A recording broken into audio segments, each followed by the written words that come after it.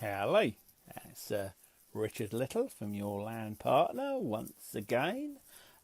This is video 53 out of a series of 100. We are talking about planning. We've been talking about developer contributions in the previous video, and we're going to sort of finish that off in a sort of a dedicated session to affordable housing.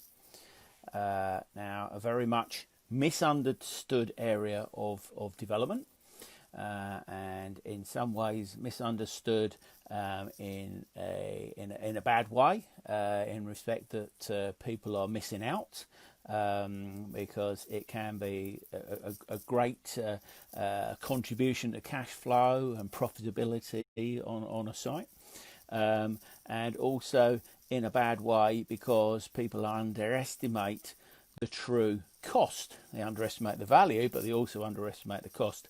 And unfortunately, many schemes don't end well because initially the deal structure, the purchase was done on the basis of not understanding the financial considerations of affordable housing.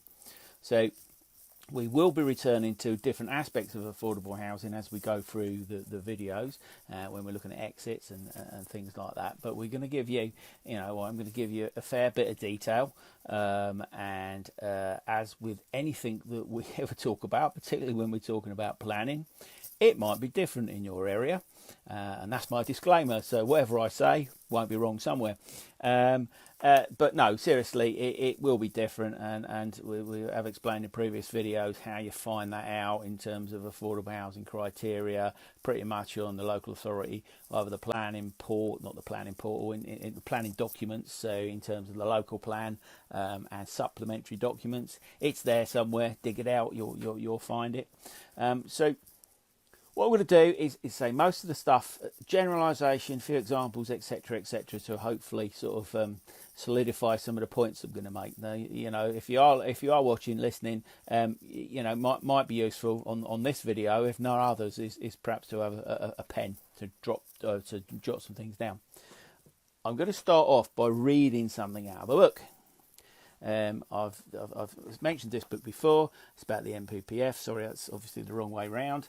And I want to just read out the definition of affordable housing in the planning policy, so in the National Planning Policy Framework, and how that then shakes down as we come down, because affordable housing means different things to different people. It means different things to us, but what we're actually talking about now is affordable housing as a developer contribution.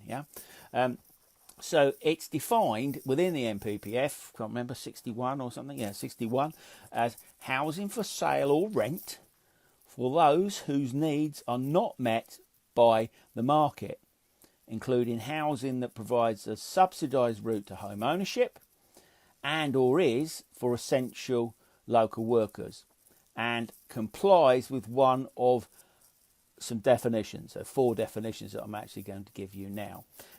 So again, sometimes these terms are interchangeable, and different people, very, very well experienced people, will sometimes be talking about 2 different things under the same actual definition. So what we're actually, these are the definitions, or the concepts really, not definitions, is affordable housing for rent, starter homes, discounted market sales housing, and, just to throw everything else out, other affordable routes to home ownership. That's within the NPPF. Okay, so that's the concepts. But what does that look like? What does that mean? I'll just get rid of the book. When we're looking at local authorities, and I will say this a few times, it does very much depend where you are as to quite what the criteria is, and sometimes even what those definitions are. So there is a provision set out in most local areas, and I won't say all because it isn't all, it is most, the vast majority, for affordable homes or affordable housing. Now, in many areas, they will be under possibly social rent, which is a low rent, which is the lowest rent. And they're sort of, again, they vary a little bit depending on where you are, but it's the lowest level of rent. Then affordable rent and intermediate rent. Now, sometimes they're used interchangeable. They do have very different definitions, but for the purposes of this, they're both reduced rents. Yeah, affordable rent. So it's below market but above social rent, so it's sitting in between. And typically within the cross affordable rent and intermediate rents, they typically would be somewhere in the regions of 70 to 80% of local market rents. Okay. And then you've got the other part, which is shared ownership. Now, when you are looking at the local provision criteria, it will be generally fairly sort of, laid out quite clearly that they may want 60%, for instance, social rent. They may well want 30% for intermediate rent or affordable rent, and they might want 10% for shared ownership. Because another thing within the MPPF, and it doesn't always fall its way down to local plans, but it's something that you really need to know, is there should be a provision, or look to provide 10% of all affordable, through developer contributions, as affordable home ownership. Now, whatever those percentages are, so you might see in some areas there will be 3 percentages. So let's say the affordable home percentage for a scheme, and they generally start over 9 units, or over 1,000 square metres, or more than 0.5 of a hectare. Again, don't shoot me. They might be very, very different, or very slightly different in certain areas, or they might be enforced in a different way. So in some rural areas, it isn't over 9. It could be over 5. Yeah, and there are some areas where they try and collect affordable housing, generally in the ways of financial contribution, for every unit that is actually provided. So every additional unit that you actually create, whether that's through conversion, or whether that's through new build. Now, just a little point, and this is something, those of you that do conversions and the buildings were vacant, redundant if you like, there is something called vacant building credit. Now, again, it is actually policed in very different ways in different areas, but generally what it means is that if you can prove that the property has been vacant for the correct amount of time, it will reduce the affordable contribution, because we're actually saying, well, actually you're bringing a derelict, if you like, redundant building back into use. So you can make sure that you claim that, make sure you've got your planning consultant that understands all this sort of stuff, and most of them do, but make sure that they are actually interpreting it in the right way and actually claiming it. So I will do a little bit of dodging around, because that's how I go. That's why you need the pens and the papers.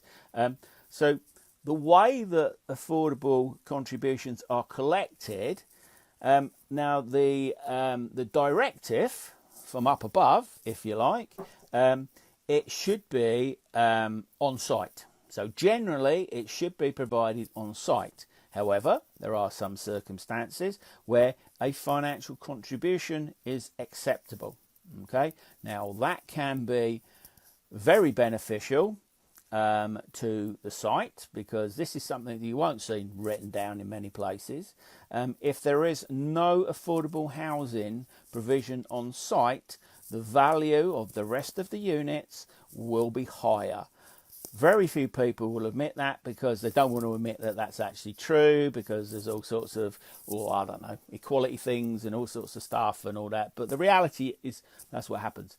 So if you can actually get to the point where a development's going to have no on-site provision, then the site will become more valuable. Now, I'm not suggesting you do that because, as I said before, there are benefits to having social housing, and actually we need it, and we need affordable housing in this country more than any other type of housing. You might not feel it makes you the most money, but we do need it. So, you know, if you're a responsible developer, you're not really going to try and get out of that contribution. You know, well, I say that tongue in cheek because I know some people will do, but anyway, we'll come on to viability a little bit later on. So what we've got is we've got a number of percentages that come into it. So in a local area, so typically in the areas that we have projects, and that is the overall percentage of affordable housing on a site is between 20% and 40%. Now, it's prescribed in every area. I'm just talking about across a range of areas. So if we take one area, we've been talking to a landowner this morning. In that area, I'm fairly certain it's 35%. So 35%, not necessarily 35% of the number of houses. This is where it will get complicated possibly, but it might be 35% of the total area that you are developing. So if you've got houses at 70 metres, 80 metres, 100 metres and 120 metres, and you've got 20 houses and you've got to provide 35% of 20 as affordable, that doesn't mean to say you can give them the 7 smallest ones. Yeah, doesn't work like that in most areas. Okay, so don't sort of go down that route. So the way that we do it when we're doing our financial appraisal is we will do a percentage of the total area, and we will hope to actually provide a little less than that, but that gives us a little bit of a buffer on our side. So you've got the percentage that they're looking for from the overall development. I'm going to keep it really simple, and most of us won't be doing these sort of size projects. 100 units. Yeah, so at 35%, 35 of those will be affordable. But within that affordable, there'll be what we call a tenure split. So what it's going to, some of those houses could quite easily or more likely to be going to social rent. So let's say it's 50%. Now I've chosen the wrong number now, but so 17 and a half. Well, it won't be 17 and a half. There may be a financial balancing, or there may well be, you might go to 17, you might go to 18. Of those will be available for social rent. Then let's say 10% of the homes, so again it's 3.5, but it could be 3 or 4, a little bit of negotiation, that goes on to settle that, will be available for, a minimum of that will be available for some sort of home ownership, so some subsidised home ownership. So it could be shared ownership, it could be other schemes. There's a number of schemes that are out there, and not going to go into them today. That's more about the exit. And the rest, the other whatever percent that leaves 40%. 40% of those will be either possibly affordable rent or intermediate rent. Now, the reason I'm pointing out that they are different is they will all attract a different value. So in a minute, we're going to talk about what money you get for affordable and what process that is. We will go into that particular bit in way more detail when we talk about exits, in a few weeks' time. But I want to touch on it now because although it's not necessarily part of the planning aspect, it is very, very important.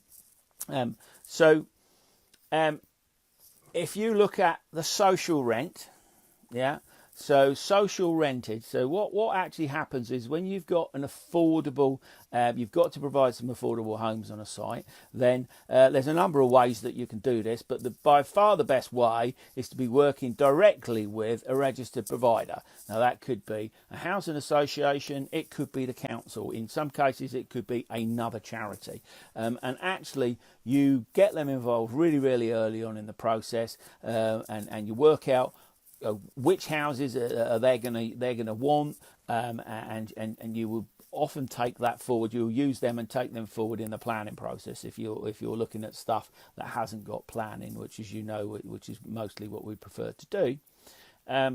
So that type of house, that tenure, will have a different value to the registered provider. Yeah. So because if you think about it like this, the social rent aspect, so in our example 50%, so 17, 18 homes or whatever, is going to attract the lowest rent. so it has the lowest value. The highest value is the stuff that becomes shared ownership, which can be, a lot higher value. So what actually happens is we've decided there's 35 homes going on this big site, 35 homes. We've worked out what plots they are. We've worked out whether they want 2 beds, 3 beds, 4 beds, which is another thing that comes out of local authority, housing needs. Doesn't always match up with the provider that you might be talking to. It's why it's important to get them on board early. If you go through a scheme and you work out what the affordables is and you only take notice of the local planning authority, when you come to sell those, and we're going to get on to how you do that in a minute, when you come to sell those, you might find they don't have the value that you were anticipating they might have, because they are not necessarily deemed as in need by various registered providers, so housing associations typically. So if you haven't had enough numbers already and it's a bit confusing, you might just have to listen to the video again, and then if it's still not that clear, this is where you start asking questions. So in the video, particularly on Facebook, if you get into the house building business community and ask questions, and we will enter into some dialogue with you. But what I will say is most people, the vast majority of you will require some assistance in respect of affordable housing. So there are a number of people out there, normally consultants in some form or other, that can give you assistance on this. You might find that if you say start working with a registered provider, they will actually help you through it as well. But be careful, because they're protecting their budget, so that might not be the way to get the biggest amount of money for this. So the way that we actually sell these, so let's fast forward and say we've got planning permission now, or we're going to get planning permission or whatever. We now start talking to housing associations, registered providers. You might have a scheme that's already got planning and it's got the affordable housing. It's in there. It's in the 106 document, the section 106 document. It's been agreed.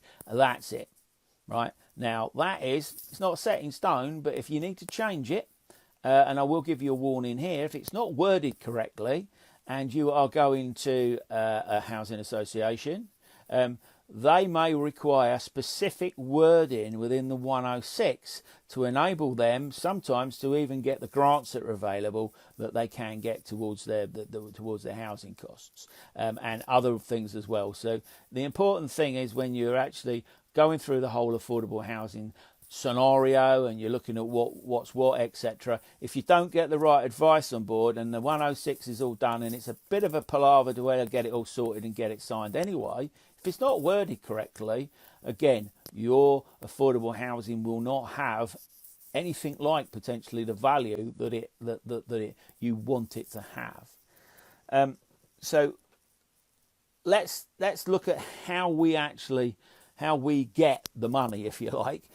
So when you've got a site, as I say, this can be before you put planning in, preferably, you go out to interested, there's always some interested registered providers. I say, I'll talk about registered providers because that's not just housing associations, local authorities and some specific charities that are also often registered providers. So you go out to those with your offering, and as I say, we like to go out before we've actually put the full planning in.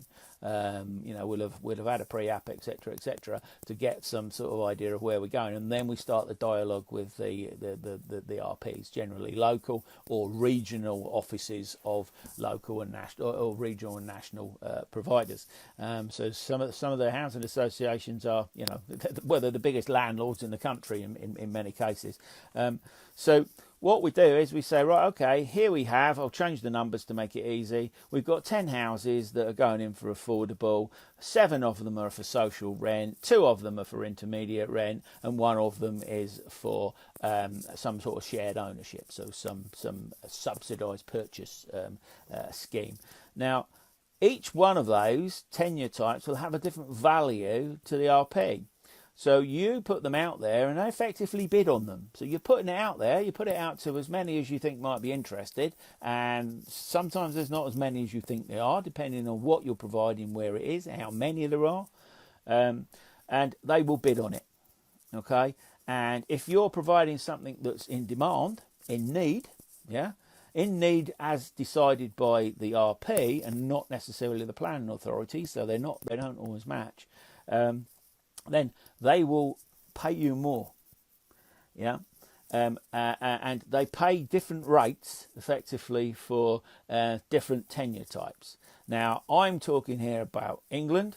In Wales, they have a wonderfully simple system, and there the numbers are. That's what you'll get, and you know beforehand. You don't have to have all that palaver. You get it. It's fantastic. Great if we adopted it, but we don't. And so in England, you go out. Effectively, it's a bid system, a bid process. You go out to them. Effectively, what are you going to give me for them 10 units? So what I normally see, when people are looking their financial appraisals in terms of what the value of affordable housing is, the most usual figure I see is 75% of market value. Well, in most cases, that's not going to happen. You're not going to get that much. Now, the percentage very much depends on what local market values are, okay? And in some areas, it's prescribed. It's already written down that you will provide them at 45, 55, 60% of market value. So that, again, there's all sorts of different things in different areas, and you know, just because it works in a particular area doesn't mean to say it's the same in another planning authority or a different part of the country. So what you get is, I'm making it confusing. It is confusing. You know, it's just like, yeah, wow, okay. So every project we work on, and we work in a number of different local planning authorities, I don't know, 10 or 12 probably at the moment, it's different. Every single one is different, every single one, yeah? So we have to forget what we're doing in another area and say, how does that work here, yeah? So we want to find how much we're going to get, because we at some point are going to have a financial appraisal. So instead of looking at a percentage of market value, a more useful measure is, I wonder how much they're going to pay us per square foot, per square metre. So just to give you a bit of an idea, so we're in negotiations at the moment, or discussions, should we say, we wouldn't call it a negotiation at this point, where the offers on the table are around about 1,600, 1,800 pounds a square metre, and we've got to provide the finished house for that, okay? Now, in some areas, and some people will say you can't build for that. Well, that's not true. That's a whole series of other videos that you might have missed. But that's actually not true. In some areas, you can't build for that, granted, but in those areas, they will be paying more. So, as I say, everything's different. Everything I say, and hopefully I am making it a bit confusing to the point of view that anybody that's involved in affordable housing realises that they really need to talk to somebody that understands this.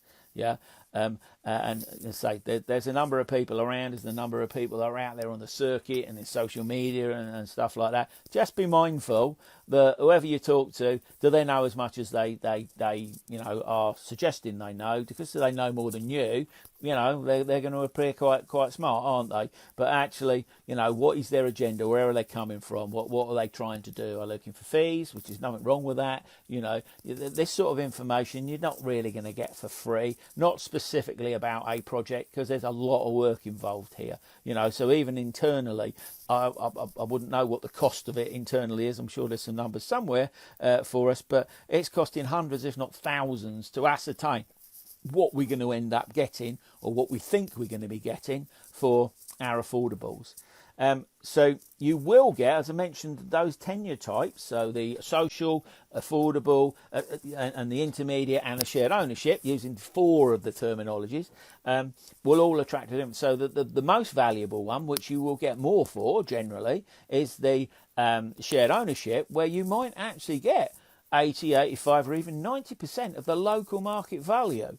So that could be phenomenal, yeah? So it's actually the mix of the tenure type is really, really important. If you've got to provide everything 100% social rent, and that isn't in many places, but it still exists, the cost to the project So effectively, the land value, if you like, the land receipt as we call it, is going to be very, very low, because in many, many cases, you're not likely to make very much profit out of providing that. So the land you're putting it on, you can't afford to pay for any of that land. Yeah, you're paying for the other land, the market housing. Again, I'm getting into land economics and all sorts of things here, which again, different videos, different conversations. But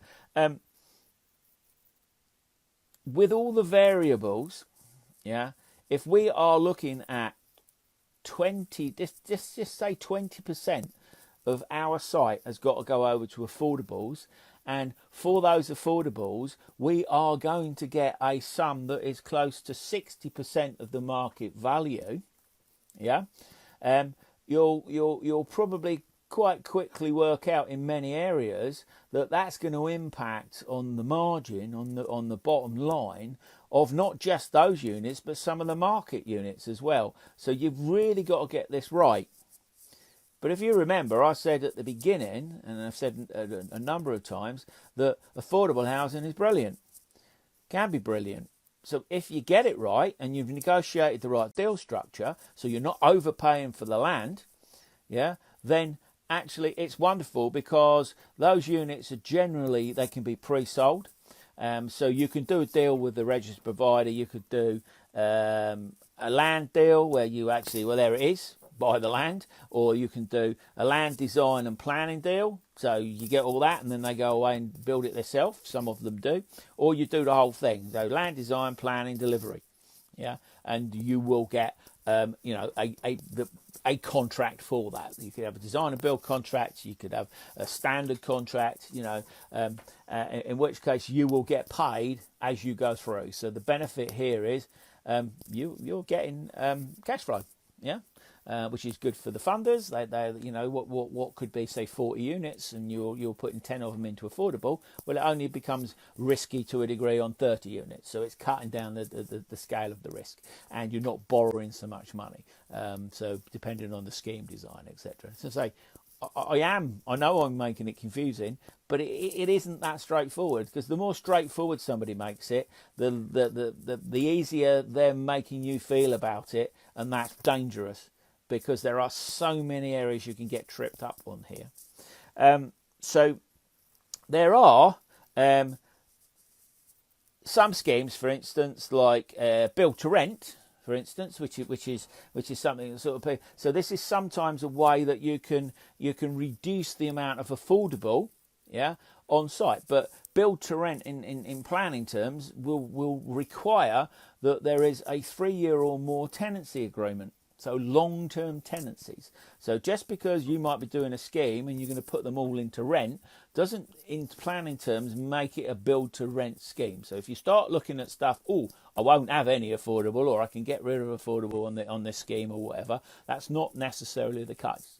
The key to all of this, yeah, well, it's two keys really. One is the planning consultant, who may not in their own right know all they need to know about affordable, but they will know somebody that they can bring to the table to actually say, we need some advice on affordable.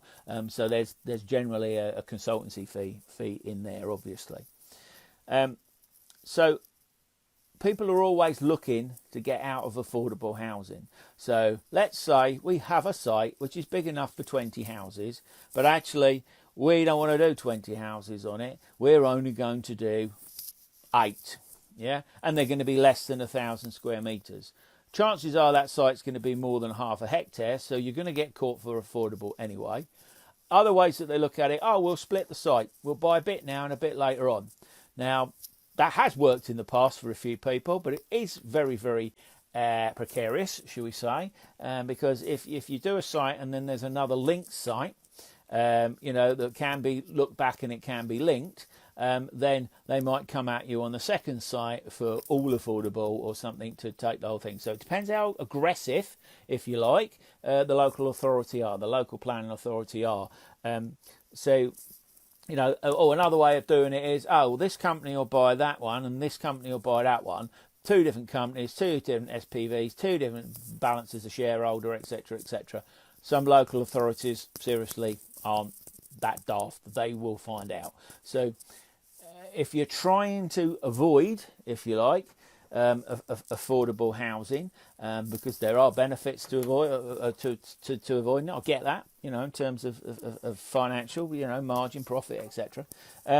Another way that people look at is what's termed viability. So what they're looking to do is challenge, reduce, or even eliminate any contribution by viability. So basically making an argument to say if we provide affordables on site, the scheme's not viable. Okay, and there have been some well documented, well known cases, and certainly of some of the bigger developers seemingly getting away with this. And actually, to be fair, the way that the system's been, I think they have got away with it in many cases by massaging the numbers, etc., etc. But there are prescribed numbers out there when you're looking at viability. And again, if you think viability is the way forward, you've got to start with how much am I looking to pay for the site? Because if you are paying something over and above a viable land value, then you may well find that doesn't matter what case you come up with, it's not viable. You're not going to get away with viability. Things that are acceptable in terms of viability are possibly lots of remediation costs, lots of in-ground costs in different things. So the costs are huge. I know you might be building, next to a railway, and you've got to put great big retaining walls and acoustic stuff in and all that sort of thing. So you do genuinely get some viability cases, and say there are viability consultants out there or people that do specialise in looking at viability. But don't think it's a short circuit to getting away with affordable housing, because in most cases you won't get away with it. And if you do, you're going to have a lot of sleepless nights probably. And even when the development's finished and sold and everything else, if you're selling it, doesn't mean to say they can't come back at you. Okay, so just be mindful of that. Viability is not utopia. It's not that fantastic. Don't matter what we pay, we'll get away with its viability. To say don't take notice of all the successful cases of viability there have been, because there's an awful lot of unsuccessful ones as well where people have lost a great deal of money. I think I've probably confused you enough by now in terms of affordable housing. But what I'll say is this is just basically an introduction to affordable housing, and I can't make it clear because it isn't clear. And if it is looking clear, you're either very, very experienced in affordable housing, and you know what you're doing, which in case that's fantastic, or you're missing something, because there are so many variables here. And of course, what we haven't, which is the last point I'm going to make before I say cheerio, is that some of this stuff is negotiable. Just because a local authority have written down that they want 20%, 30% or 40%, that doesn't mean to say they're actually delivering that. So some authorities are absolutely bang on and you won't get away with anything less. Other authorities are quite lax. So all you've got to really do is have a little look around, see what other 106 agreements might say on consented projects, and see what the levels of affordable are there, and have a good look at them planning applications, see if they're making a case of viability or if they're not. So we live in an area that the planning. We had a meeting it was a few months ago now, last year probably, where I think the criteria in the particular area we were looking was 20%, something like that, but they'd be happy with 10. Planning officers' words, would be happy with 10.